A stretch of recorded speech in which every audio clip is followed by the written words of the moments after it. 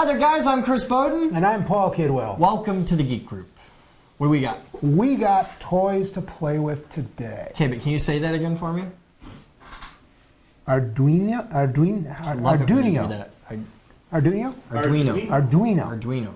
It's Italian, and I'm not Italian. I'm Welsh, man. Yeah. Okay. I don't even have to make a joke. Arduino? Everybody at home right now is making their own joke. Arduino. Okay. There's a U. There's not an E. See? Okay. Italiano. Arduino. Uno. This is the Uno, and it's the newer version. Am I mispronouncing Uno? No, you got that right. Okay. Okay. We got an Uno. This is the new version. It's Welsh. Yes. The Dan Eakin had brought in a Duemen. Yeah, which means 2009 apparently. Okay. And this is the 2010 variant, and it's got a couple little modifications to make it a little more friendly to use and easier and stuff like that. It's basically the same thing. It runs all the same software. And this is the base building block for a whole host of things that you can do. And you've done it. Oh, yeah. I've spent, I'm going to say conservatively, $700 in the last month acquiring stuff. Okay. And what we're going to do is a little show and tell on the things I got. Let's do that. All right. Are you gonna stack it all together? No, the end result will be yes, because this is the space program. This is the Geek Group. Geeks in space. Geeks in space. Yes.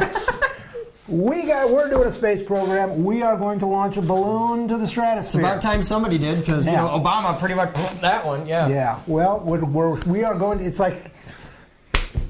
I wasn't going to say anything, but you mentioned, it's obvious I'm not going to be an astronaut anymore because we don't have a manned spaceflight program anymore. There was hope. Oh, yeah, because that was the reason. Yeah, well. That was totally it. That was, I had this thought up until last month, he was there. He was like, you were on the list. I was Number hopeful. 218,643, but you were on the list. It was actually 218 million. Yeah. Never mind. It's like, so we're going to space.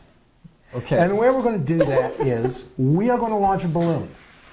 And the balloon is going to carry an instrument package with it. And it's going to have a camera. We're going to have a high-def camera. And we got the camera picked out. We know the one we got. Okay. The camera comes with a battery heater.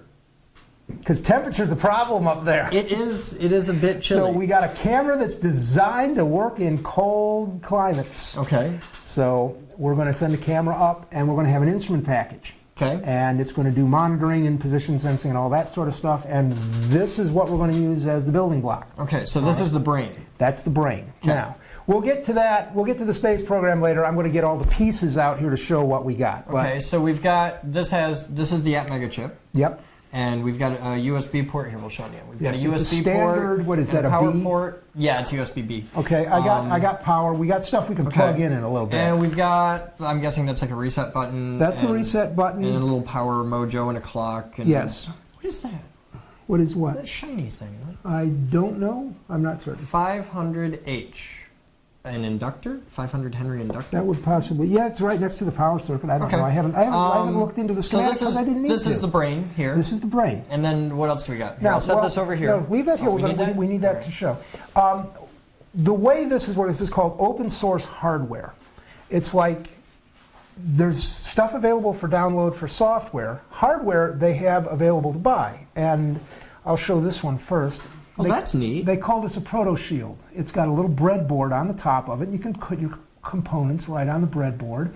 And they have these little wires. Now, you should explain to people what a shield is. Okay, they call these shields. I call it a daughter board. That's the term I used to use. But it's got pins on the bottom, and they line up with the sockets on the edge of the card here. So you can take this board. Does it come with LURFs? Yes, it does. I was just wondering. I had to stick the LURFs on myself. Okay. But it came with a... I just noticed. I was like, hey, it's got LURFs. Yes, it's got LURFs. But the idea is, you take the brain, you put the board, the daughter board on, now you got something to work with. The digital I/O pins are brought up over here. The analog pins are brought up over here. I have a couple of resistors set up here. That's the thing runs on a 9-volt battery that plugs in there. So the end pin is 9 volts. The pin next to it is ground. I have 2 resistors in series with a tap point in the middle. So this is, I'm using an analog input to monitor the battery voltage. Okay. So I can tell as the batteries die or what the voltage on the battery is, I can read it directly. All Okay. right? And on here, I have, these guys are little Those are the single wire temp sensors? single wire temperature sensors. Those are so cool. Oh yes, you can string, and the thing about these is, I've been using these for years, but I've been using them one at a time. These are the ones that we're doing for the big network for the lab temperature stuff, for That's the HVAC right. system. That's okay. the ones. Okay, now with my processor, I was able to read one, but I never actually went and developed the software where you could read 500 of them. Okay. All right, because each one of these things has a laser etched serial number built right into it. So this one here has a unique number right off the assembly line. All right, Okay, so it's like a MAC address. Exactly. Each one of these has its own. So I got 5 sensors here. I got 5 different addresses. Well, somebody already wrote the software to interface to these things. For an Arduino? For an Arduino. So all I did, I went to the website, I looked up the one-wire stuff, I downloaded the library, I plugged it in, and I'm reading 5 temperature sensors off of one processor, and I've never been able to do that before. So, now, these are cool. I wanted to take a minute and talk about these. There's 3 connections to them.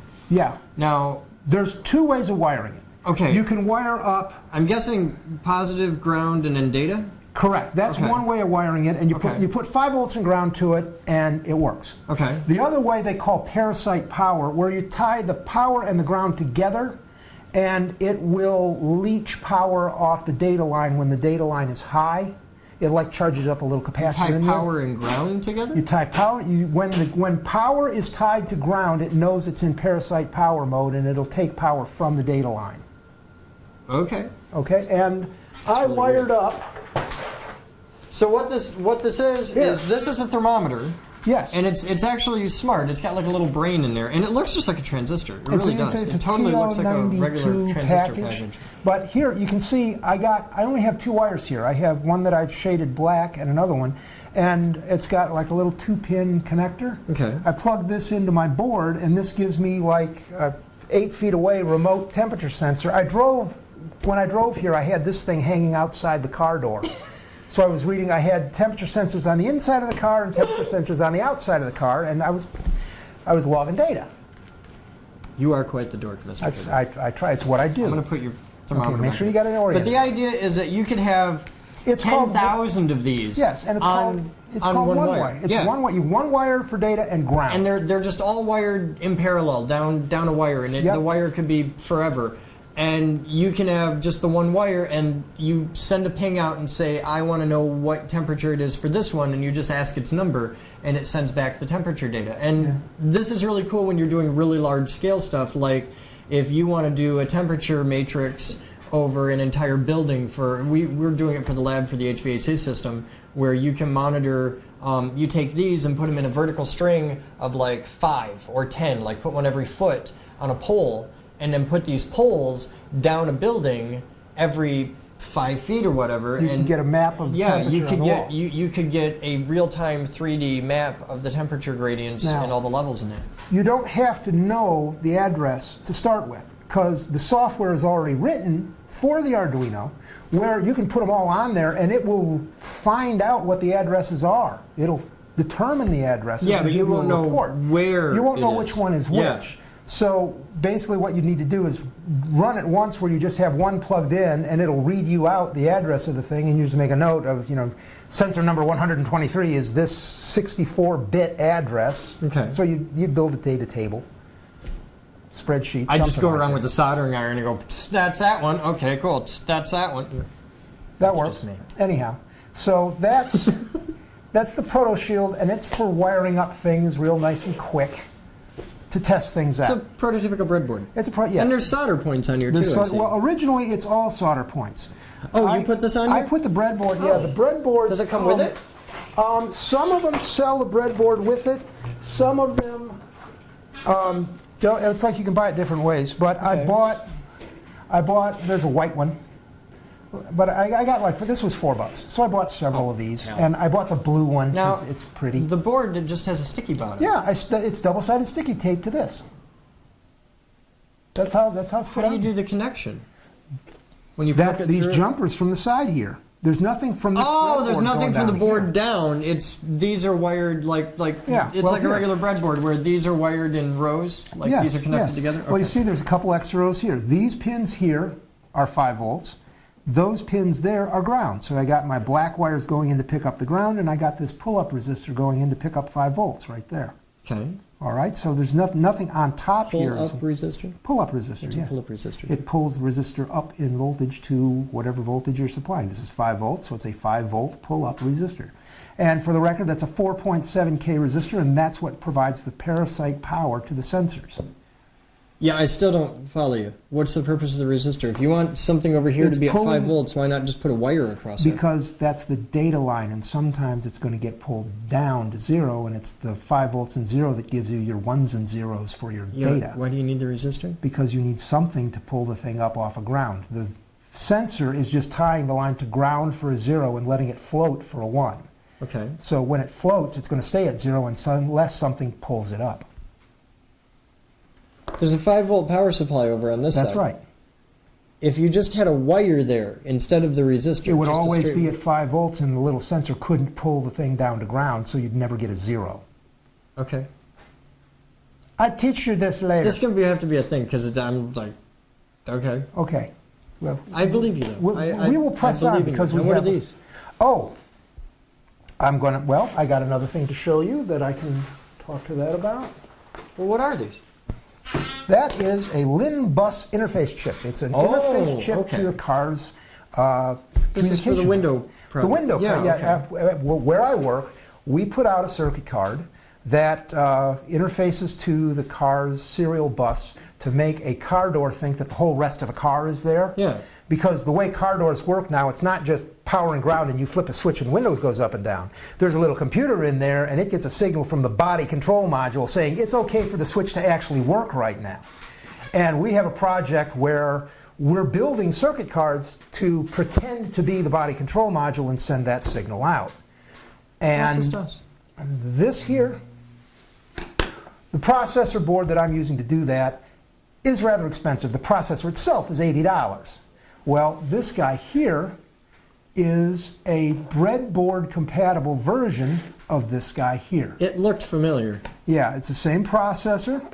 If you look on this side, you can see the pins there actually match up here. Well, actually, no, that's digital pins there, digital pins there. The pinouts are different. They're not directly compatible. This is the standard shield design, so a shield will plug right on top Okay, of it. what is this? Is a This- breadboard design? This is designed to be used with a breadboard. I mean, it's got the pins. But you bought it like the Arduino site stuff It's like that. yep. I bought. This is called a Borduino or something like that. But it's got Arduino. Borduino. It's got the pins coming out of the bottom, so you can snap it right down into a breadboard. Let me see that.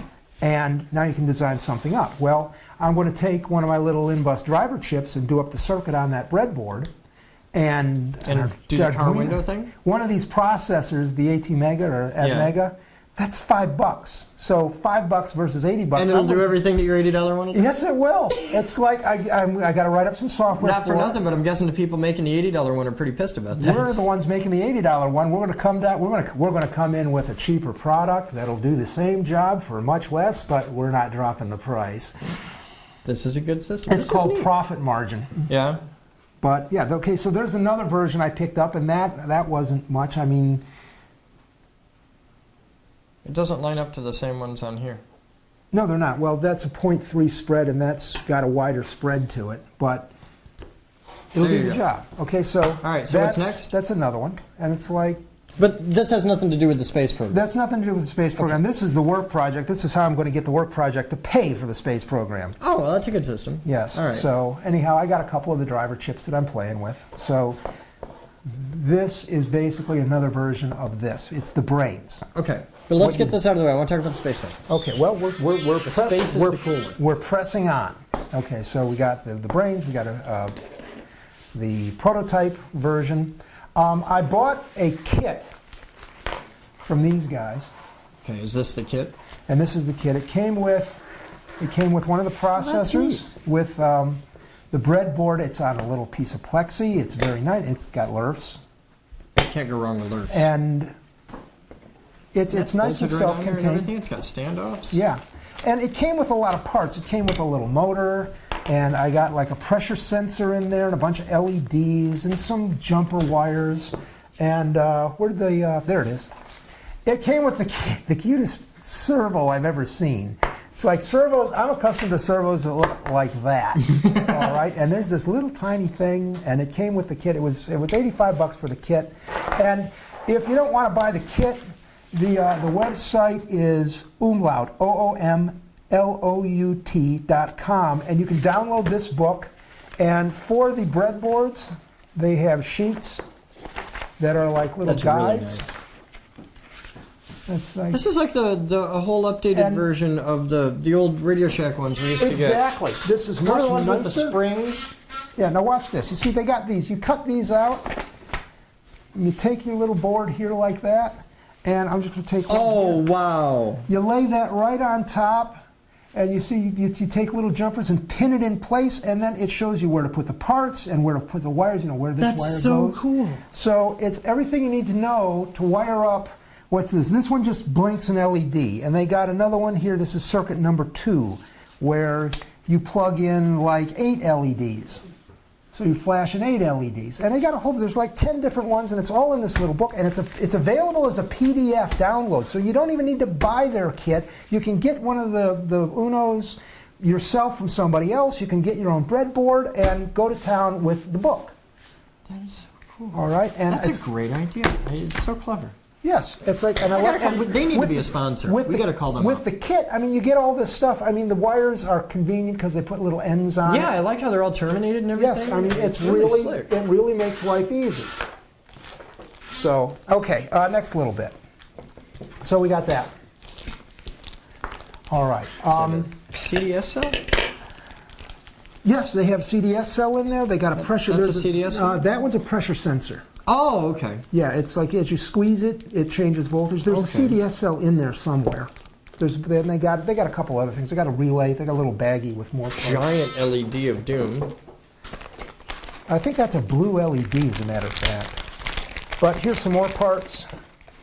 I got a tone thing. I got some transistors. I got a pot. This is just stuff you Believe it bought? or not, here, that chip comes with the kit. One of those little circuit things is to use this chip. This is a serial in, parallel out, 8-bit out chip.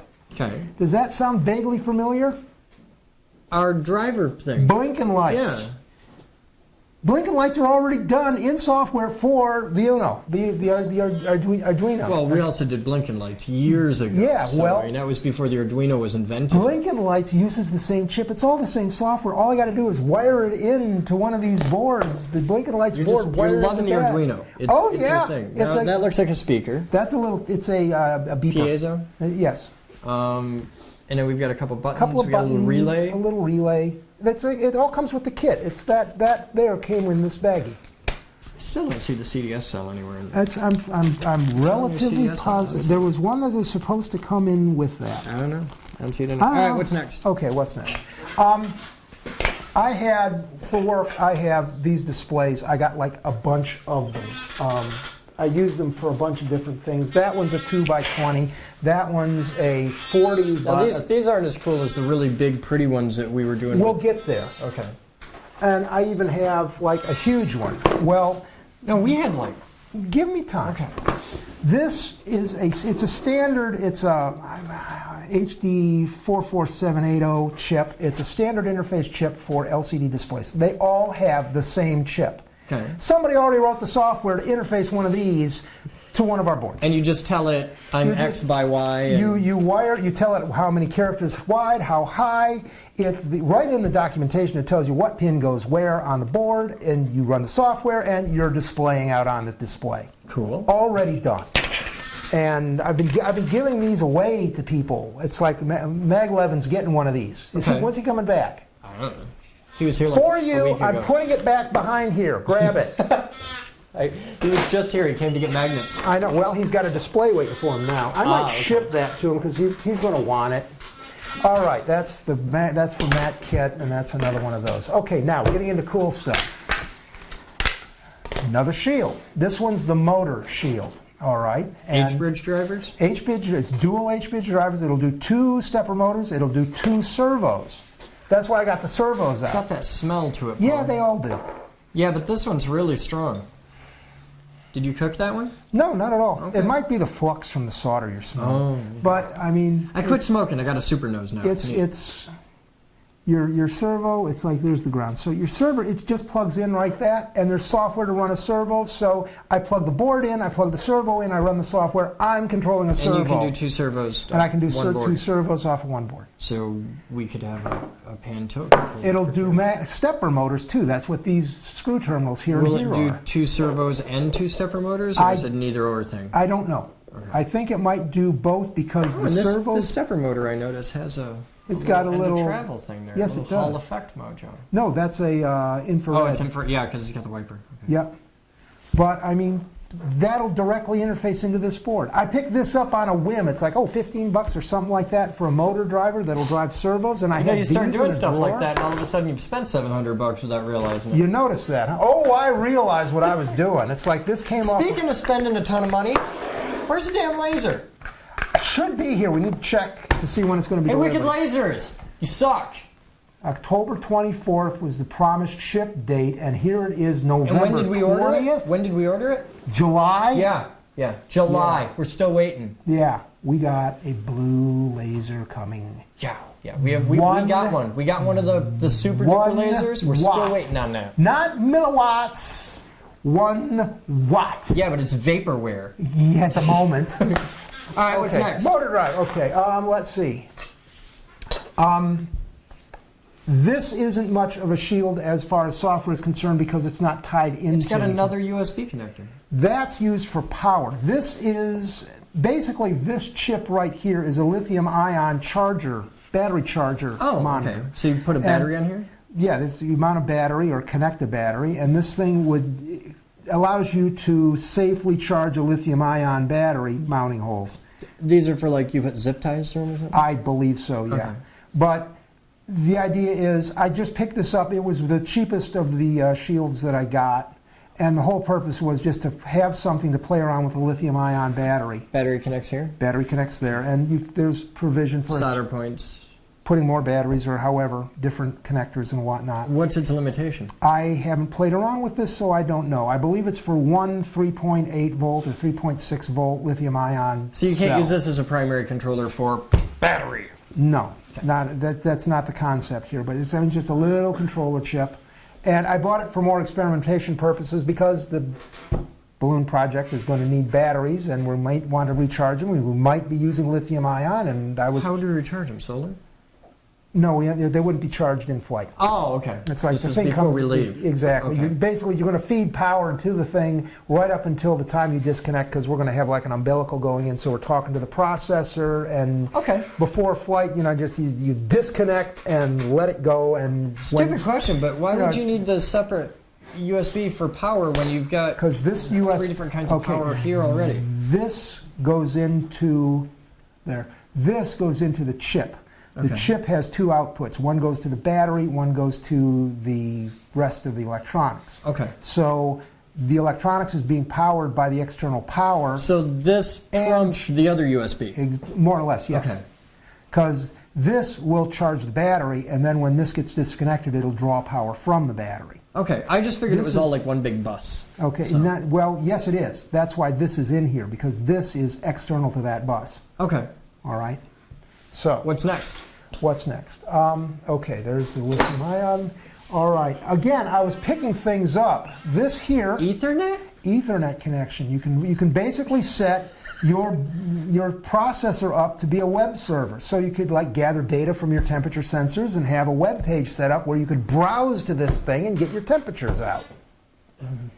And okay, And there's a memory card.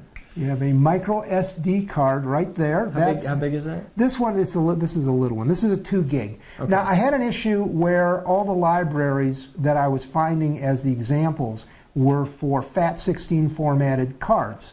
Well, that means less than 1 gig, and you can't buy them anymore. Yeah. Yeah, this is a 2 gig card. This is the smallest one you can find. I went to the local computer shop and bought like 6 cards to play around with. Okay. And This guy here, after looking a bit, I found a 32-bit library so you can do FAT32 formatted cards. Okay. And I'm golden now. I can talk to this card and do whatever I want. What's this big thing over here? That's a voltage regulator. Yeah, but at first I thought it was a heat sink. Oh, that is a something. heat sink. That's a heat sink? That's a heat sink for the regulator. But it's just solder right on the board? I mean, it doesn't stick off of there anywhere. No, It's it like, don't. It's using, well, this one isn't even, that regulator isn't even using this heat sink. That's for if you're using a bigger regulator. Okay. But Huh. anyhow, so you can do Ethernet. And again, I was buying stuff, and it's like, well, let's see, what all am I going to want? And it's like, yeah, okay, Ethernet, we'll add that to the cart, and I just kept... Now, did you get this for the Ethernet, or did you get this for the storage? A little bit of both. Okay. All right. And we'll get to that in a sec. Okay. What's next? All right, what's next? Okay, now we're getting to the interesting stuff. That'll be last. There's a breadboard. That's ugly. That is a power supply for the breadboard. It's got a 9-volt plug right there. This is And a power supply for this breadboard? for this breadboard. Basically, Okay. I got a lot of breadboards, and $10, $12. What's the pot for? You got this side, you got bus bars over here and bus bars over here. Okay. These over here this is the input side. Whatever voltage you put in will get fed down to these buses. So if you put 9 volts in, you got plus and minus, and it'll be 9 volts and ground over here. Okay. This is your voltage regulator, and there's a little switch where you can select 3.3 for that side. In the middle is 5, and on the right, it's adjustable by this little trimmer right here. And that's output on this bus over here. So if your electronics is running on 3.3 volts, you can switch that switch over and What's the switch up here? on off. Oh, okay. All right. And like I said, I was just, what am I going to need? What am I going to want? And This is external power in as well as that? I think that's yes, I believe that's external power out. That would be whatever your output from your regulator coming off of here. It's like okay. input side, output side. Okay. Okay, so another toy that I got. Cute. Let's see. Okay, now, big one. This is a Mega, and it's got a better processor chip with lots more digital input and output. This is like a whole new Arduino. It's, yes. Now, Okay. it's compatible, because if you'll notice, the connectors here and here are the same, and the connectors over here and here are the same. Okay, so you there's can the take- Uno, then the Duemen Lobe, and then the Mega. The Uno is the middle one. Oh, okay. So, and the little one, the breadboard one, is totally separate. But Okay. this one is still compatible with the shields. And I can demonstrate that by plugging it on. You'll notice it doesn't go all the way down on this side. Yeah, but stop short. it's compatible. So I Okay. can use any of these shields. I can plug on this one as well and have stuff left over to add more things. Now, Hence the Mega. It's got hence more the stuff Mega. to It's it. got more stuff. There was a thought that for the space program, we're going to need something more than what this guy can provide. So Okay. that's why I got this. I bought it from Hong Kong off eBay. Dan Eakin pointed me to this link. It's in the forums, the link to it. But it came exactly like this, already wired up, which freaked me out because they said I ordered this. This is usually like $65, and I got this whole thing with the breadboard and the display for $65. I just had to order it from Hong Kong and take 2 weeks to get it. And it was already wired up. It was already wired up. Like some Chinese kid is just building stuff for these? It's already programmed. It's like I plug it, you plug it in, and So it's used, is what you're saying. No, what I'm saying is it's already set up, and we got a little glare there, so I want to take that, if I can get that off. There we go. Okay, Oh, there's a ball game? It's running a ball around. Hey, you're playing Pong. And it just runs through a demo. And this is the contrast adjust, so you can do. Let's see. There, that looks good. That's neat. And it'll run through, it's got a whole thing that it runs through here, which shows off. It's like your lower graphics area, upper text, and then it'll put text left side, upper right corner, lower left corner, whatever. And just because it bounces stuff around. So this is all stuff that we can do. It's yes, and the software to do this is downloadable. So there's examples of how to do all this stuff that it's showing right here. That's really neat. So, and while I was at it, there it is. There's a Proto Shield available for the Mega. It's the same as the other Proto Shield, and it comes in a kit. I bought this little breadboard separate, and I'm going to stick this on there just like I did on the other one. But the way it comes is you would solder, it's solder points instead of a breadboard. But it was $4 for the breadboard, so I got another one, and it's like, quantity 3, it's fine. So I was spending money, man. Okay, that's the end of the demo right there, and it's 16.75 frames per second update rate. Okay. So anyway, we will put the little plastic cover back on to protect that. But it's so cool. All right, what else do we have? All right, now because we still haven't gotten to my favorite yet. Which is your favorite? Surf 3. Surf 3. Okay. Yeah. We'll do Surf 3 next. Here's where life starts getting interesting. I'm in your way. We're fighting over the camera. Okay. This is the GPS unit. Yay. And I don't remember what the number on the module is right now. I think it's written on the board. EM406A. Google that and you'll find out the module. If you go Google the sites, actually we'll... in the forums, I saved my whole bookmark list. I archived it, all the links I've been using to do all this stuff. And it's all in the forums. It's all in the forums, so you can find that there. But this is a GPS unit, and I've been using it to do data logging for driving around town. You were doing this on the drive here, like That's over right. from Detroit. Yes. Okay. And it also has... Oh, you have another memory unit. Yes. Now, I have, I picked up a couple, again, 2 gig. I had another issue with, FAT16, FAT32, and I've solved all that so I can use the larger cards. I got an 8 gig card as well, but this one I just was using the 2 gig for this. We've got these up to 32s. You got I think they make bigger now, but we're using 32s in the cameras. Don't need it. Just saying. Text data. Oh, I know, but like 32 gigs, you could never have to format that. I have an adapter card that the micros will fit in, that I can plug that in here, and I've done that as well. That's what I was doing until I got these bigger ones. It's like they were on sale. I think that was $6, maybe. So yeah, 2 gig cards are pretty cheap these days. I got a bunch of them to play around with. So this guy here plugs on there, and the software is already written to take your... You got to have this one on top. Not so much, because this module has through the other cards. WAAS equipped. Okay. It's impressive. Matter of fact, what I was doing was taking that, and I had this on top. So sitting on the dash of my card, I had that with a 9-volt battery. I got a battery clip floating around here somewhere.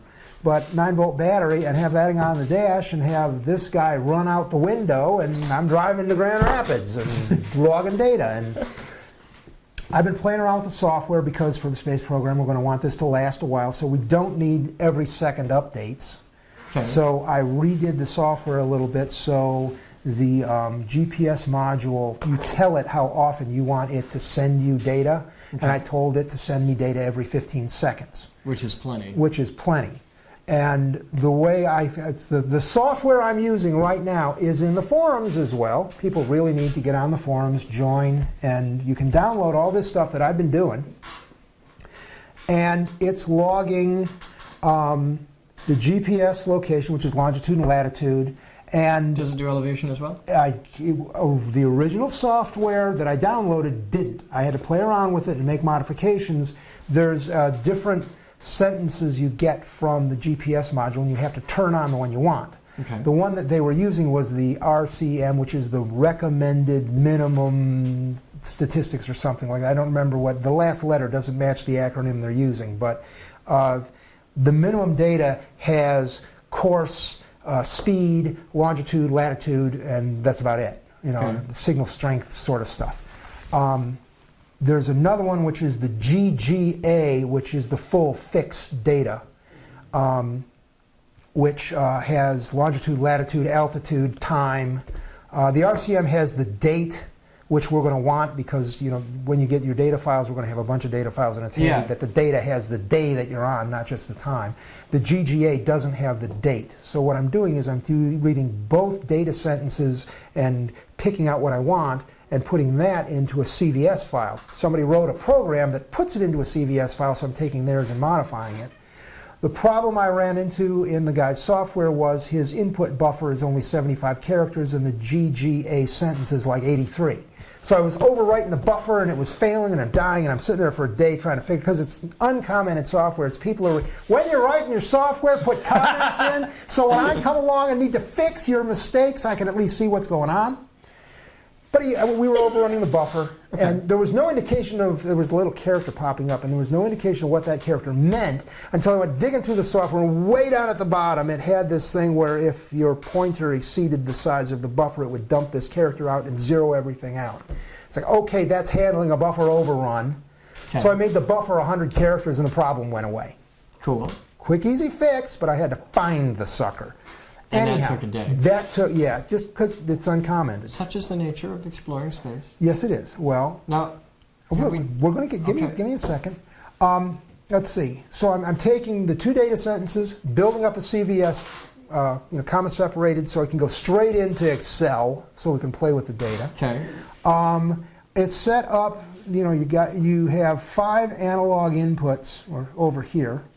And when you plug this in, you see my battery monitor resistors are still there. So I'm having it, you can set how many analog inputs you want to have recorded in the data file, just one variable at the top. So I set that to 1. So the first analog input logs the battery output over time, so I can see how the battery's dying as the thing is running. How we're getting battery performance. And then I added the one-wire software to that code, so we're reading the temperature sensors as well. And the way it's set up is however many you plug in, that's how many it reads. If you plug 20 of them in, it'll read 20 of them. The issue I have is it takes a second to read one of these guys. It's 750 milliseconds actually, but the software puts a 1-second delay in to allow the sensor to read each one. So with reading 5... Because it needs time to build up the parasitical power? Or? I believe so. Okay. But I got 5 sensors. I got 4 on the board plus my 1 external. So there's 5 seconds. I had set the GPS to go every 15 seconds. So when the GPS would read, it would start reading the temperature sensors, and 5 seconds later, everything would go to sleep. It'd be quiescent for 10 seconds, and then start the whole process over again. Okay. All right. So there's our temperature logging and our GPS logging and our battery voltage monitor and altitude and a little board. Almost all the software for this was written. All I did was take the pieces, put them together, and debug it and get it working. Okay. All right, so there's most of our instrument package right there. We're going to hang more sensors off this thing. I'm only using half of the memory of our standard Uno. So it's looking like we're not going to need the Mega, which would be cool. I mean, we might wind up going with that when we add the next piece, which I'll pull out now. Here, we're starting to get real fancy. That's neat stuff there. Now, GPS is cool in itself. But this guy screws on here. This is my favorite, by the way. And I'm going to get rid of the proto shield for right now. And this guy goes on. Actually, I have some board extenders because there's a... I'm not fond of this shield because of the way the antenna is set up, but yeah, they would have done better to make this longer and have it like a little bit stick way out. Correct. Put the antenna on there. But there's another. Okay, can I give company names for where I can get these? Or? Sure, go ahead. Okay, this board was obtained from QtDigi. QtDigi.com. And it works. It does exactly what it's supposed to do. It is a cellular shield. It is a cellular phone module right there. I got an IMEI number right there. You get a activated SIM card and you plug it in right there, and this thing's a cell phone. So now we can take our Will it work with any SIM? Like if I took the SIM out of my cell phone and put it in there, could we call it? If you have a data plan, this thing could generate text messages. Super data plan. So it's like, in theory, yes, this is what we're testing tonight and tomorrow because I got neat SIM cards available. Okay. All right. But we're not only going to log to the SD card, we'll be transmitting the data out live. Cellular. So our balloon goes up, our balloon comes down. We'd really like to be able to find our balloon. So You can track it with the GPS and cellular combination. ET phone home, tell it where the GPS says it is, we go drive over and pick it up. That's fabulous. Yes, there's some issues with running cellular when you're airborne. There's a reason why they tell you to turn your phones off, and it's not because the pilot doesn't want you calling people. It's because you're too far away from the cell sites for it to work? It's something about you'll connect to more than one cell tower and mess the system up if you're airborne, because you can see more. Instead you of can being see more here, time. you're up. Yeah, and your horizon is Yeah. farther out, so you can Yeah. affect more. You basically flood the network or something like that. I'm not exactly certain why. It's a federal regulation, and the FAA and FCC will come and get you. Well, we can monitor altitude on here and turn it off when we break 5,000 feet or something. We can do more than that. We can. We're going to have a barometric. We're going to have pressure sensors on here as well. I haven't worked on them yet. Why? Couple of reasons. First off. GPS don't work over 60,000 feet. You remember ITAR? The guys that were regulating the encryption software because it was considered military-grade software and we don't want to export that? That was a while ago. Well, they limit these too. They don't want somebody over in certain parts of the world putting one of these on an ICBM and using the United States GPS system to track a missile into Denver. All right? So there's limitations on speed and altitude. Above 60,000 feet and above 1,000 knots, something happens. I don't know exactly how it responds. There's an intentional error but in the system. It's not an error, it stops working. Okay. All right? Some modules they have to have either or with those two limitations. Either it stops working above 1,000 knots or it stops working above 60,000 feet or both. Okay. I don't know what we got. If we got one that works for altitude but doesn't work for knots, I'm golden, because we're planning on sending this balloon up to 120,000 feet or something. You know, the maximum we can get is what we're aiming for. Well, if our little thing stops reporting at 60,000 feet, we don't know what altitude we're at. Okay. Barometric altimeter. Okay. So we need pressure sensors. That works. Now, there's other things concerning the space program or the balloon for that we need pressure for. One of the things is I want to monitor. This isn't like a one-shot deal. We're going to do several flights, and it's like what we learn from one will help us in the latter ones. And the first flights are probably going to be tethered 500 foot up and then cutaway sort of thing for testing purposes, so we can reel the thing back in, and it's not going to land too far away for the first couple of flights. But what we want to do, use like little small helium balloons. And it's going to still be a big balloon to start with. What we want to do is monitor the pressure differential between inside the balloon and outside the balloon. If you fill your balloon to capacity, we're talking 20-foot weather balloons is what we're talking. These are the big latex ones. The more you fill it, you'll fill it to a point and it'll start lifting off. And you fill it more and you'll get more lift capacity. Okay. If you fill it to maximum, you'll get maximum lift. But as it goes up, it expands. Yeah, and the balloon pops. And it pops. So if you fill it too full on the ground, it'll pop at an altitude lower than what you want to get. Okay. You can calculate exactly how much helium you got to put in that balloon to make it have maximum altitude capability. But it'll be so close to the minimum you need to actually lift the thing off the ground that it'll take 3 days for the balloon to get up to altitude. And it's latex. Helium's going to leak through the latex from the instant you put it in. All right, so you can't fill it for maximum altitude and expect it to actually make it there, because it won't. Okay. All right. You need to overfill it some, and then it's a, happy medium. We want to get a good altitude, but we need a fast rise speed. Also, there's a thermal layer where you go up so far the temperature drops until you get like negative 40 degrees C or something ridiculously cold like that. And above that altitude, it starts getting warm again. All right? We want to get through that cold area as quickly as possible. Because of the batteries. Because of the batteries. The batteries are going to have, the chemical hand warmers? Yeah. We're going to wrap the batteries in chemical hand warmers. So they got them that are 7 hours, they got them that are 24 hours, and we're going to make the batteries all nice and happy, warm, toasty. They won't get too warm, though. They won't get too warm. We're using lithium batteries. You get them too warm, and that gets exciting. Well, yeah. Hence the thermometer. Hence the thermal monitoring. Yes, we're going to have one of these on the battery. We're going to have one on the electronics inside. We're going to have one on the outside. We're going to monitor a bunch of stuff. Anyhow, I want to measure the pressure inside the balloon versus outside the balloon. I want to overfill the balloon on the grounds to as much as we can. Can we and vent the gas as That's it what I was goes up. thinking. Can we put like a little tiny solenoid valve and vent gas off it? That's the idea.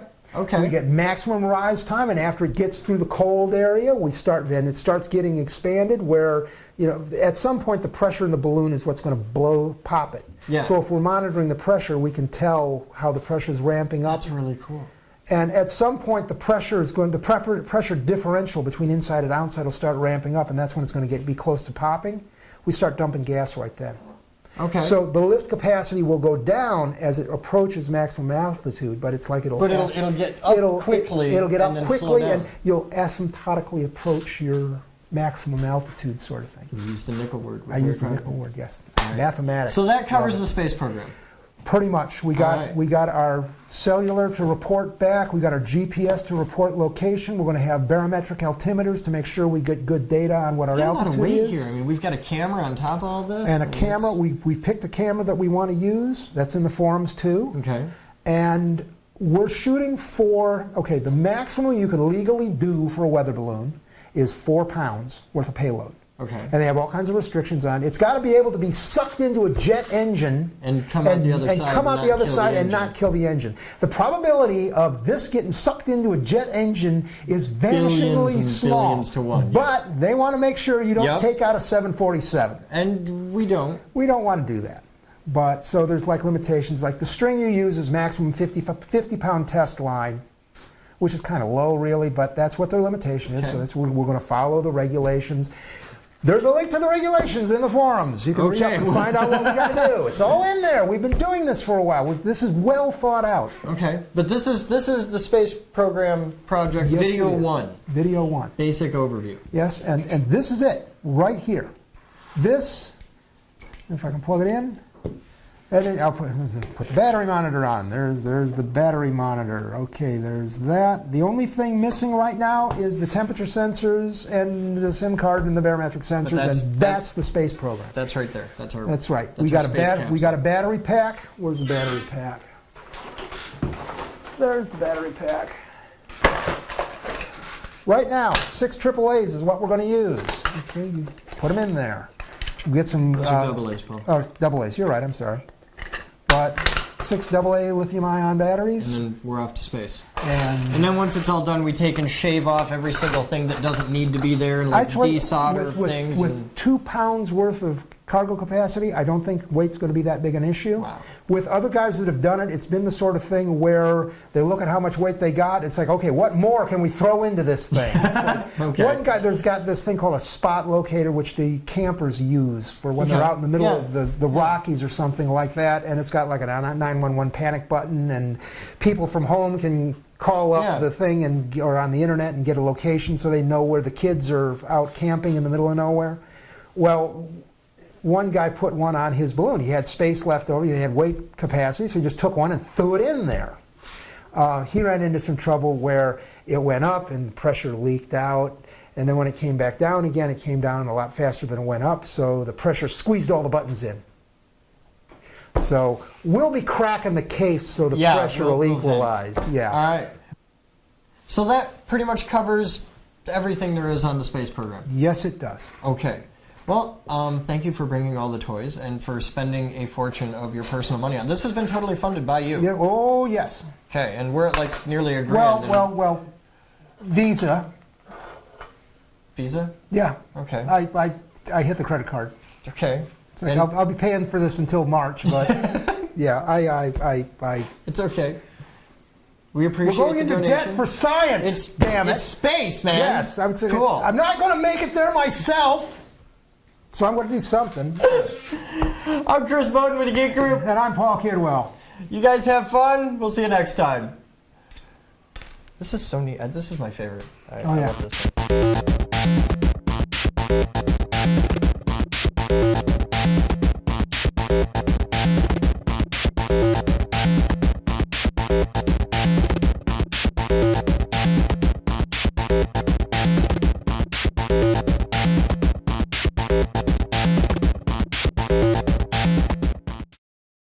This video was made possible by a grant from the Future Girl Foundation.